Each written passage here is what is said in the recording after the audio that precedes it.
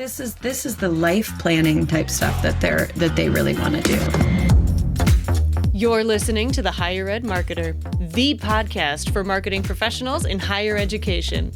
Join us every week as we talk to the industry's greatest minds in student recruitment, donor relations, marketing trends, new technologies, and much more. If you're looking for conversations centered around where marketing in higher ed is going, this podcast is for you. Let's get into the show.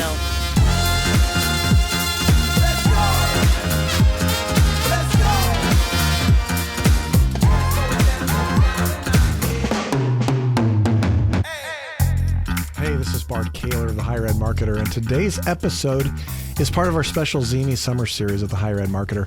ZeeMee is the student community platform that's been shaping enrollment for over a decade. With 10 years of analyzing student behavior, ZeeMee knows what signals actually drive enrollment, and they're helping colleges act on this data. Gen Z students open ZeeMee an average of 13 times a day. It's where they find their people, they explore college options, and build a sense of belonging, long before they step a foot on your campus.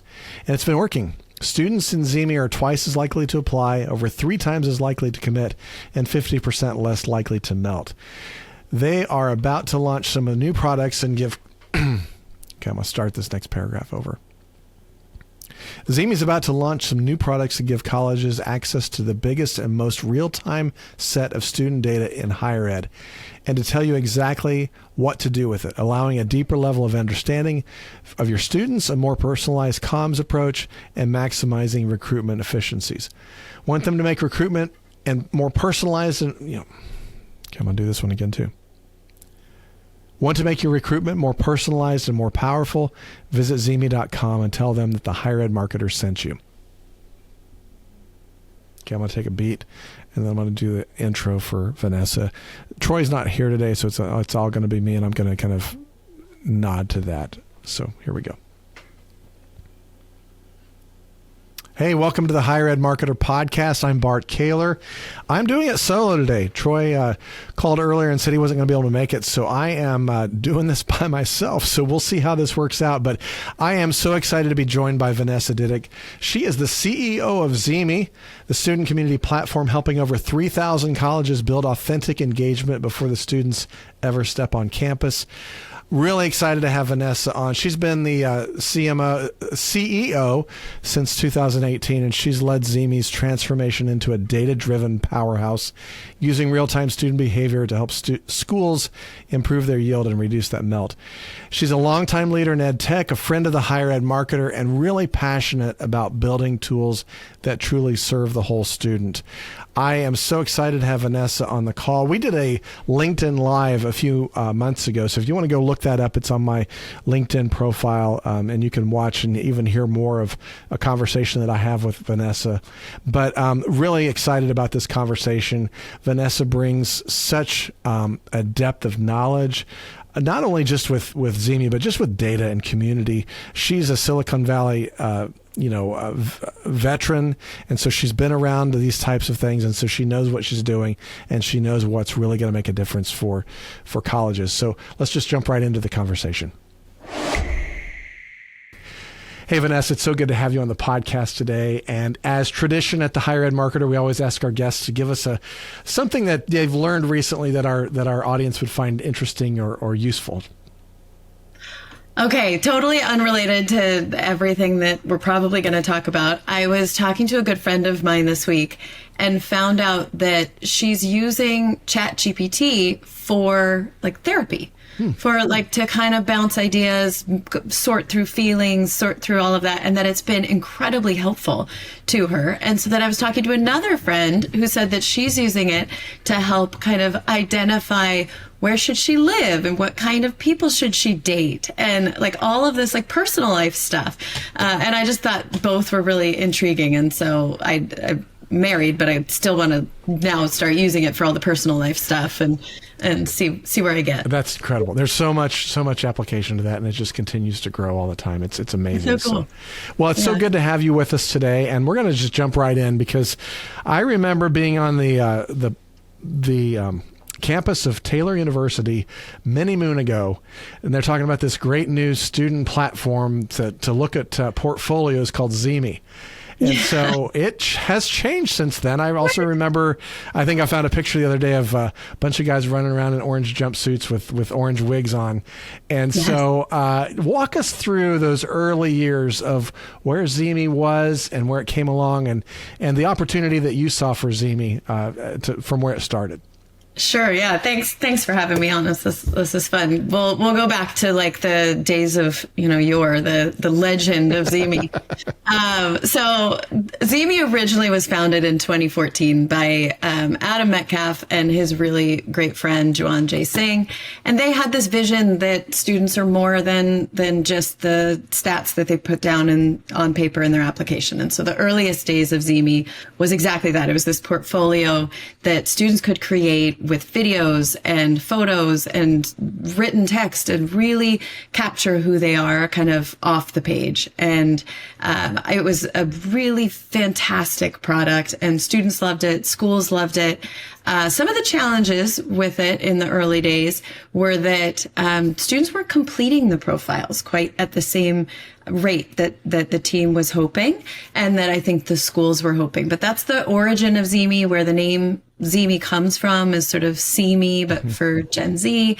And it was a really beautiful beginning. I think what ended up happening was that the schools and the students started kind of hacking the product a little bit to use it in a different way and try to force it into a community product in some ways. And so the team saw a lot of opportunity there to just kind of pave that path for them and lean into community. And when I came on, we pivoted completely. Tell me about that, because I know that those behaviors is some of the things that you started observing and that you started to realize that, hey, there's more here than just, especially when they start hacking the system. Talk about that, because I think that's kind of where that peer-to-peer connection maybe kind of bubbled up as the real driver. Yeah, I have a product background from Silicon Valley. So that's like the best thing you can find is people trying to force your product to do something, because it's the biggest opportunity is to solve a problem that they're already trying to solve, not to try to convince somebody that they have a problem, right? So if you see that students are trying to connect with each other, trying to look at each other's profiles, trying to chat or send messages to each other kind of through the system, which was not a primary function of the system, and that the schools were trying to do that too and seeing some value. Hey, you might want to meet this other person. So there was a lot of opportunity there in just kind of leaning into that and seeing that schools were already trying to solve this on Facebook, but unfortunately the students were not on Facebook anymore and they were drifting away from it, at really high rates. So there was a real opportunity when I joined for ZeeMee to just lean completely into community and start building features that are just oriented around nurturing that community. Well, let's talk about that for a second, because I know that community, there's a billion places to find community online. We know that. And that's, we all talk about, the different social media networks and things like that. But what did you guys observe? And you talked a little bit about this, but the idea of why do you think that students are more likely to engage and trust each other when they're talking about schools as opposed to the institutions? Institutions are the authority, and that's what we've always thought, and that's what we've always done. But now you've got the system where the students are hacking it, trying to talk to each other, and more than likely they're talking about the institutions that they're interested in. So unpack that for me. Yeah. So students, young people have always been very critical, suspicious buyers. Yeah. And so always. And they're very adept at kind of sniffing out stuff that feels too polished or too perfect or inauthentic.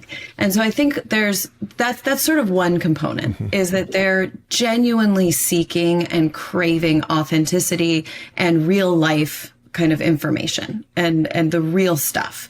And so that I think they trust each other to be more authentic, to be more real, more than anyone else, more than any adult, more than anybody else in their lives. I think there is a lot of trust among peers. So there's that component that we can kind of lean into. The other piece is that this is their future that they're planning. And one of the biggest pieces of college for a lot of these young people is the personal relationships, right? They're not all going to school online. They're they want to go to join a community. And so they want to go and be side by side with other students, living in the dorms with other students. They want to have all of those communal experiences. And there's a lot of anxiety heading into school to make sure that they find the right fit. They find the right place where they belong. They find the right community. And so I think they're trying to get to know each other to say, are you going to be my friend? Or are you going to be somebody I want to eat dinner with on the first day? Or could we be roommates when I get married someday? Are you going to be in my wedding party? Like this is the life planning type stuff that they really want to do. And I think they're trying to do it in all sorts of places. Instagram is another great place for students to meet each other. It's just an extremely noisy place.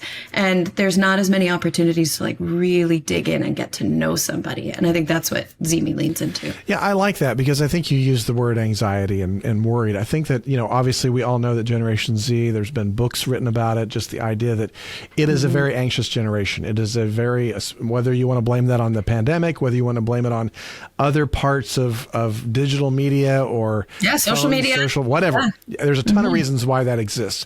But I think that they really get worried about a lot of things, and especially making one of the biggest decisions of their life.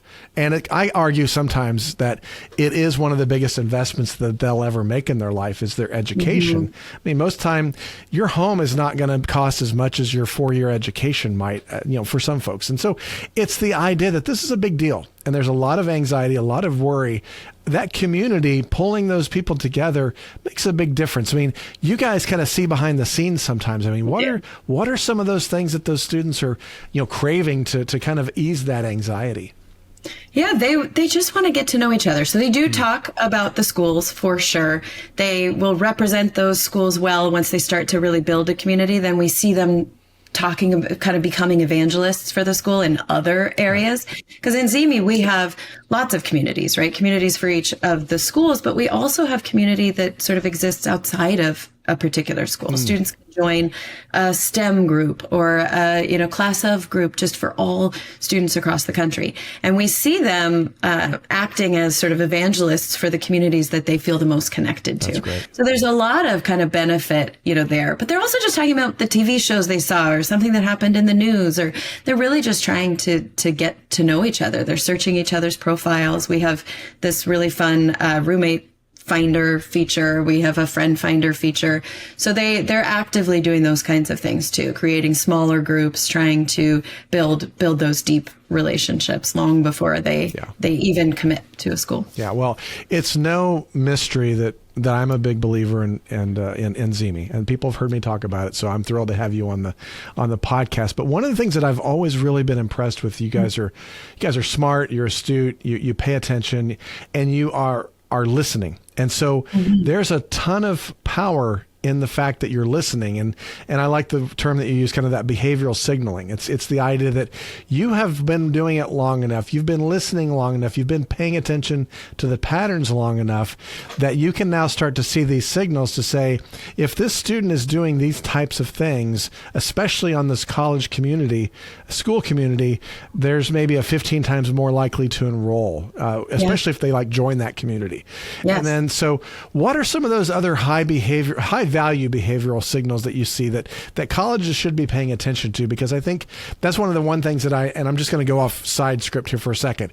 Yeah. I walk into some schools and I'm like, you guys, you really need to be, we got to figure out something here. Let's look into ZeeMee. They're like, what's that? I pull out my app and, I'm kind of one of those stalkers in the background. I've got an account that I'm not a student, but I've got one. And I'm like, hey, let's look at your school. And I pull it up and they're like, you mean there's 500 people talking about us? I'm like, yeah, and you're not there.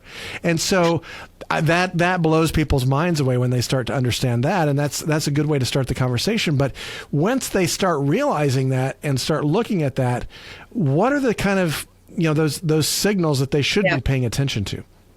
Yeah, I think we're probably the biggest data company you didn't realize was a data company. Yeah. So we have built the largest set of behavioral data in all of higher ed. We've been studying all of this data for 10 years. Our data science team is phenomenal, and they are some of the most brilliant people I've been privileged to meet. And they've been studying this data, and we've been paying attention. What do these signals mean? So think about the different types of data that ZeeMee has, right? So we have unstructured data, which is all the random stuff that students are saying. And then you have structured data. Structured data is the stuff that you could put into a CSV. You could filter on. It's multi-select. I like basketball. I don't like basketball. Right. I'm from, this region. You can sort that kind of information. You can filter on it. But then there's that unstructured data, which is like how I describe myself in my profile. It's the free form stuff, the stuff I talk about in chat, the stuff that I am putting into my fun facts. In ZeeMee, we have all these fun facts, right? How would you describe yourself? And when was the last time you cried? And who's your favorite Disney princess? And like all of these random things. What's your favorite TV show? What artist are you crazy about right now? And students love filling these things out because it makes it fun to get to know each other in that way. But it also really helps schools to hyper-personalize experiences for students and to really understand who they are. So there's that data that we study. And then there's all of the just behavioral data, which I think is what you were talking about, which we have sort of the 30,000-foot view on the student. We know when they're spending more time in one community versus another. We know when that changes. We, with 90% accuracy, can tell you which students are going to commit and which ones will never commit. And so you can make a lot of really smart decisions about students kind of through the process, and you can nurture the ones that need to be nurtured, and you can kind of pull off of strategies that are expensive with the ones that are never going to convert. And so I think there's a lot of signals there when students are actively DMing each other or actively friend finding or searching for a roommate. Those are all very predictive, like highly predictive signals of a student's intent to enroll at that school. So we're able to factor all that into our predictive model. We're able to actually make recommendations to schools. So the data tells us this is the action you need to take today for that student. And we can tell the schools, and our software can tell the schools that. Well, and I like too that your software is not just an island, that you actually you integrate it with the CRM at the institution. And I know that's one of the big things that I'm a big believer in, because you've got that granular level, unstructured data or structured data that you can then get into your CRM. Then when you're, if you know that stuff that students have volunteered about themselves, it's what I call it is kind of like that business intelligence. When you know that, you can... We call it recruitment intelligence. Recruitment. Okay, that's great. You've actually got a name for it. See, you guys are smart.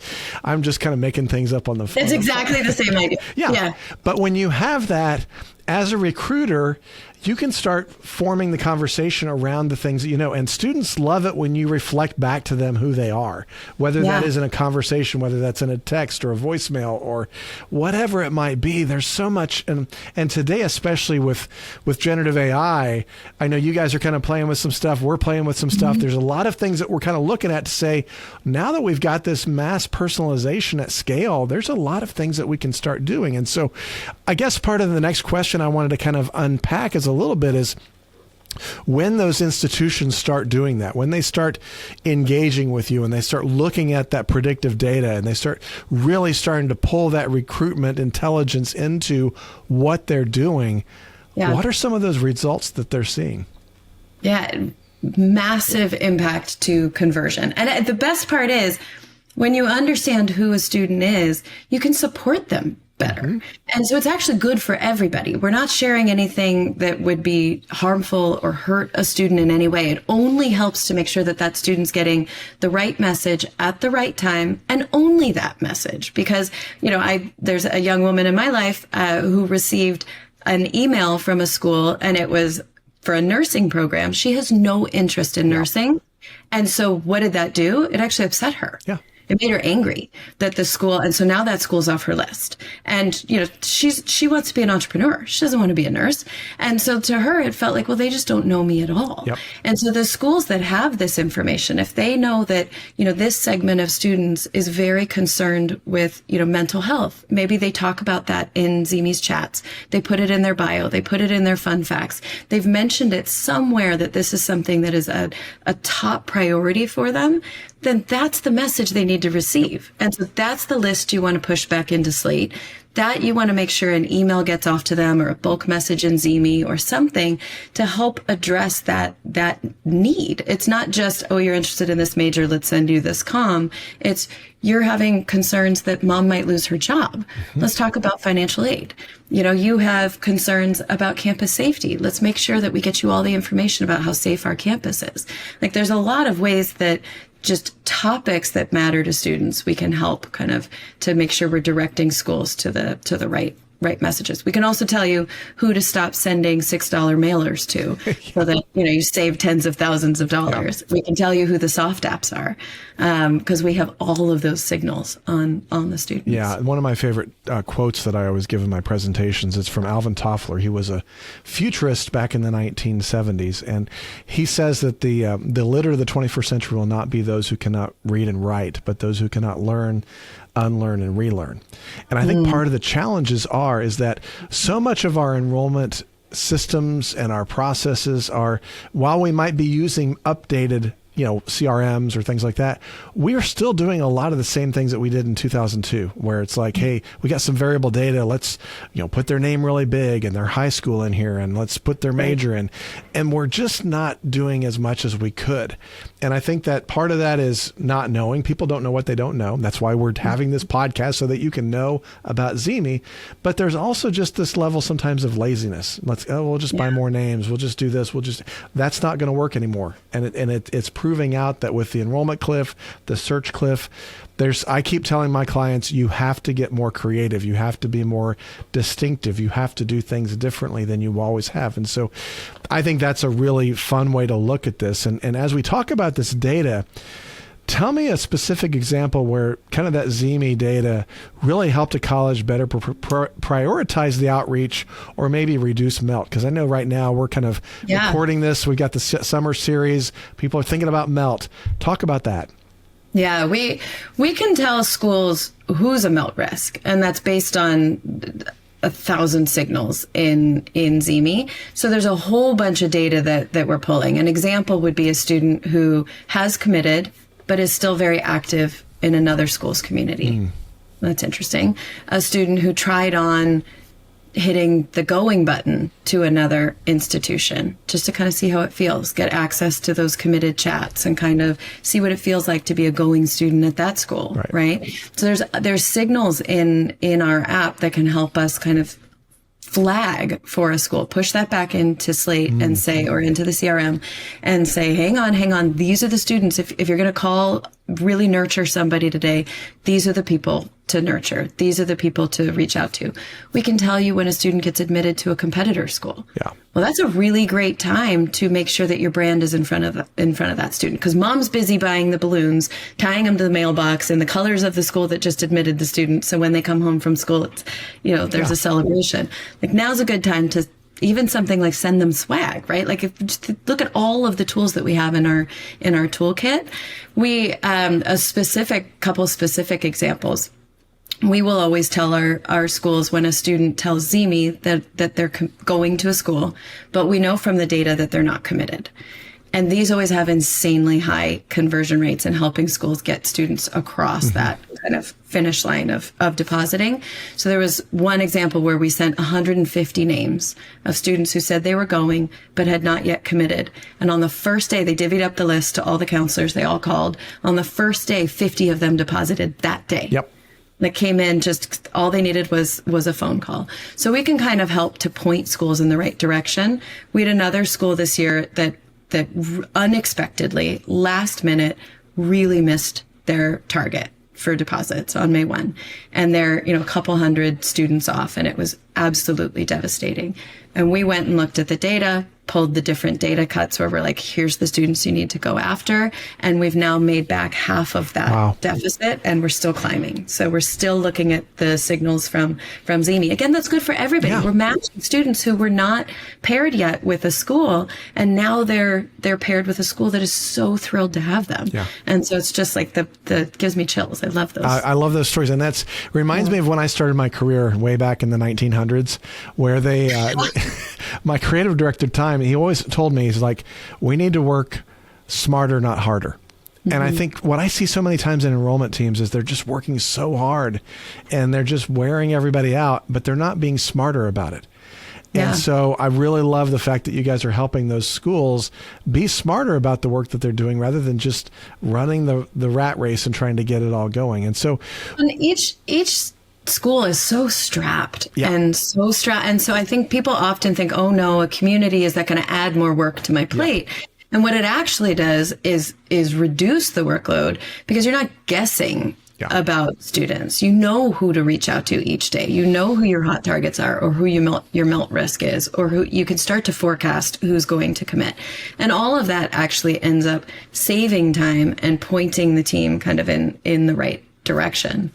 Yeah, that was one thing I wanted to tease out a little bit more, because I'm glad you brought that up, because I'll be in those meetings and we're talking about, enrollment marketing, what we want to do, ideas that we need to do.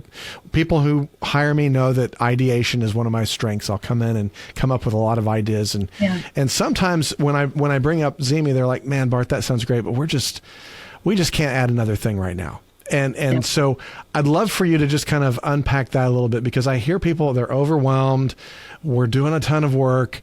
It just feels like another thing. And I think you started to kind of do that. I just want to give you room to kind of unpack that more, because I know there's a lot of people that are listening to this saying, man, that sounds great. Bart, I know you believe in it.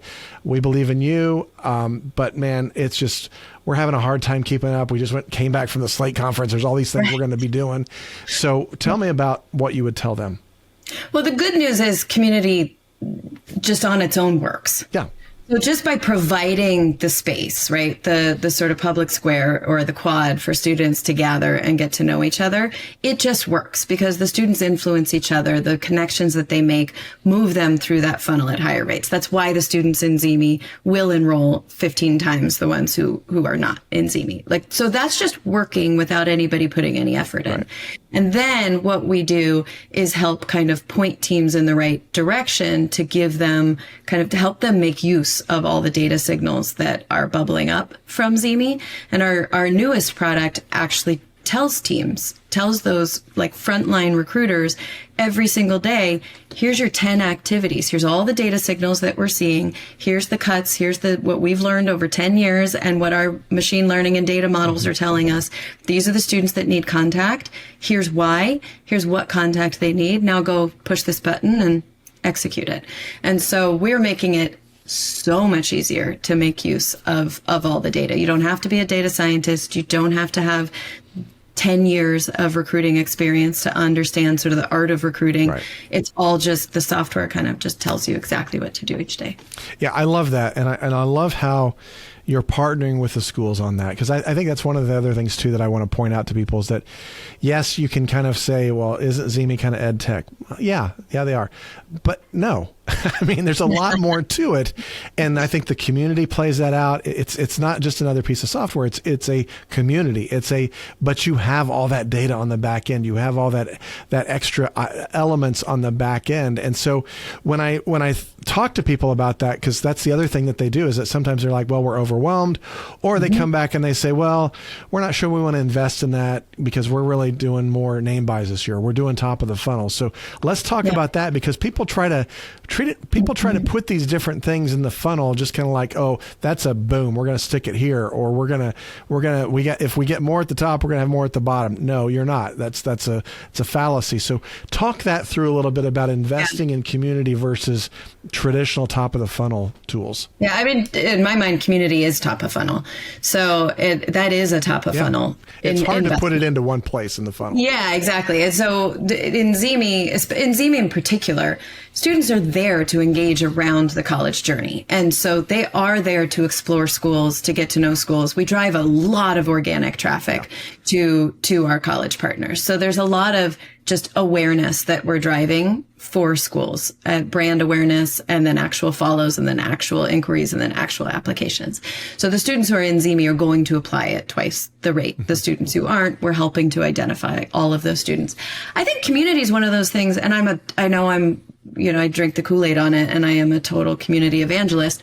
But that, I think, is non-controversial. We all know the value of community because we try to get students to connect and build relationships when they're visiting on campus or when they come to admit days, or we see the power of that. And the earlier you can do it in the process, the more students you're gonna turn that traditional funnel into a pipe, right? And start to really get those students to fall through the funnel. So in my mind, it is a top of funnel in investment, and we are driving organic leads and all of that.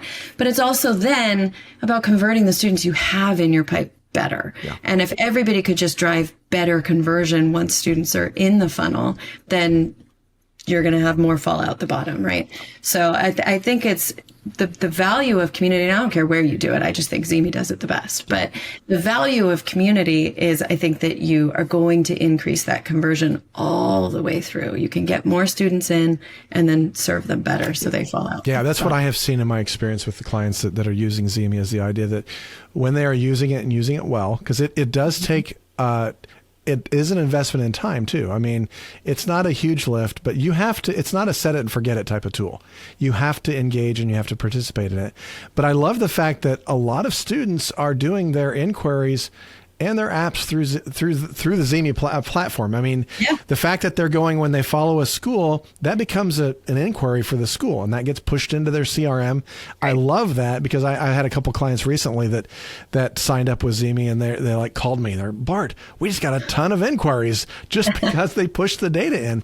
And so that's an exciting thing. But I think that yield and that melt mitigation is some of the other things that I really love about the tool, as well as the fact that you're able to better deal with the, when, especially if you're someplace like that does Common App or other places where you just have a tremendous amount of applications that you're trying to get more yield out of. This is a great tool for that as well. So as we kind of coming to the end of our conversation here, I just want to kind of start talking a little bit about, what are those types of things that you would encourage somebody to just kind of like, hey, what's a good place to start, or a final piece of advice for their marketing and their enrollment?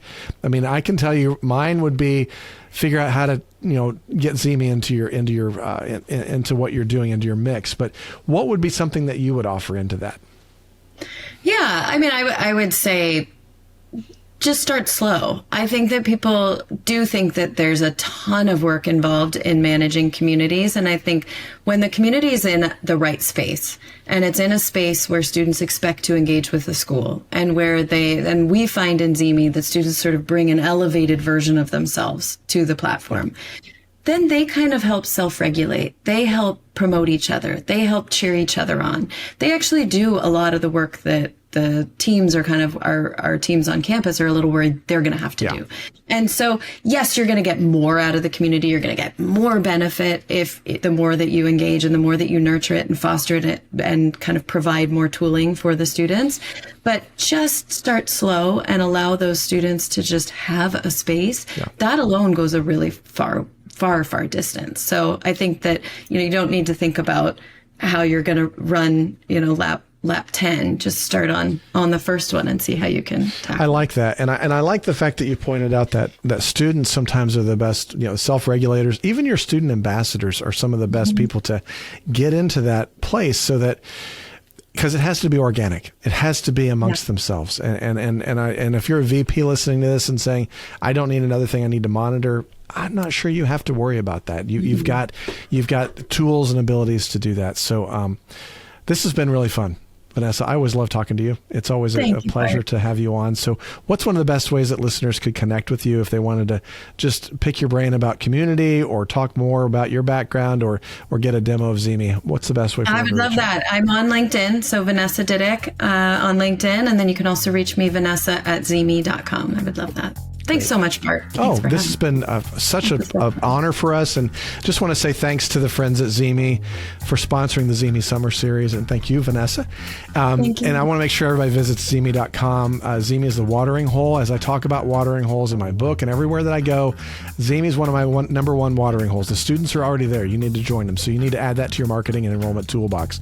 So thank you so much for listening to the Higher Ed Marketer Podcast. If you enjoyed this episode, please subscribe to the show, leave a comment, maybe a review, and then share this with your colleagues in higher ed. Don't forget to follow us on LinkedIn at the Higher Ed Marketer for more updates and insights. We're going to see you next week. And remember, the Higher Ed Marketer Podcast is powered by Caylor Solutions, your go-to partner for higher ed mission fit marketing strategies, enrollment, and branding needs. It's also sponsored by Ring Digital, your ad targeting experts for higher ed, putting you in front of the specific prospects and inquiries with provable, measurable increases in lift and yield. We're going to see you next week for another exciting episode of the ZeeMee Summer Series on the Higher Ed Marketer. Until next time, hope everyone has a great week and success in higher ed.